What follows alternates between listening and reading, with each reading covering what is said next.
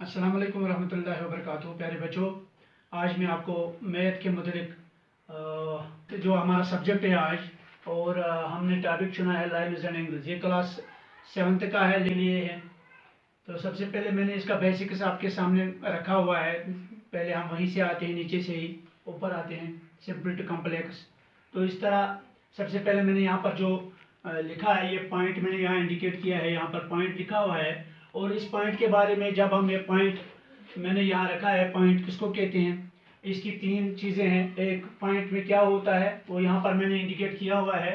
Point जो है no length, point has no length, इसकी कोई लेंथ नहीं होती है, न इसकी कोई ब्रेडथ होती है, न इसकी कोई थिकनेस होती है।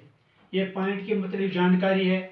और इससे आगे चलते हम दूसरा पॉइंट मैंने लिया है। फिर जब बहुत सारे पॉइंट्स मिलते हैं, जब हम बहुत सारे पॉइंट्स मिलाते हैं तो इसकी एक लाइन बनती है। इसका मतलब यह है कि जब भी हम एक लाइन बनाते हैं, लाइन बनती है वो पॉइंट से बनती है। तो यहाँ पर एक मैंने यहाँ इंडिकेट किया है लाइन, और यहाँ पर इसका एक ये भी दिखाया, आगे चलकर मैं बताऊंगा ये क्या है। और इस लाइन के बारे में जो सबसे बड़ी जानकारी है वो ये है, it has no it is end points. Line का कोई एंड पॉइंट नहीं होता है।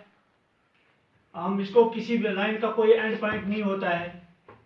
तो it can be extended to any length in both directions.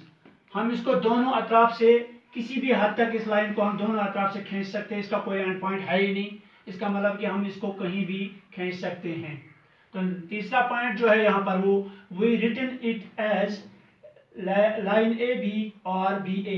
यानी हम यहाँ ऊपर के जो, जब हमें इसको रिप्रेजेंट करना होता है, लाइन रिप्रेजेंट करनी होती है, तो हम इस तरह उसकी सिंबल जो है वो ये है।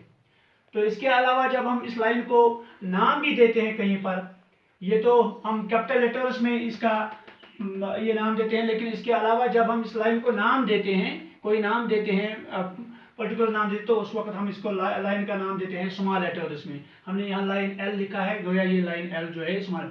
ये इसलिए मैंने यहाँ सिखाया है, यहाँ पर लाइन सेगमेंट भी लगता है ये, लेकिन ये इसलिए मैंने बताया यहाँ पर कि जो लाइन का जब हम नाम देते हैं ना, किसी लाइन का ए बी वगैरह, ये हम नाम देते हैं इसका।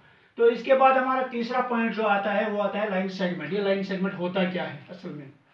लाइन सेगमेंट होता है ये इसका हमने नीचे रखा है, ये लाइन सेगमेंट है, line segment A B.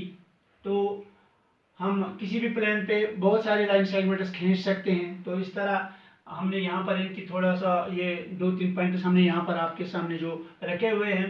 Line segment किसको कहते हैं? Line segment is a part of a line. ये किसी भी लाइन का कोई पोर्शन हो सकता है, कोई हिस्सा हो सकता है, तो इसको हम लाइन सेगमेंट कहते हैं।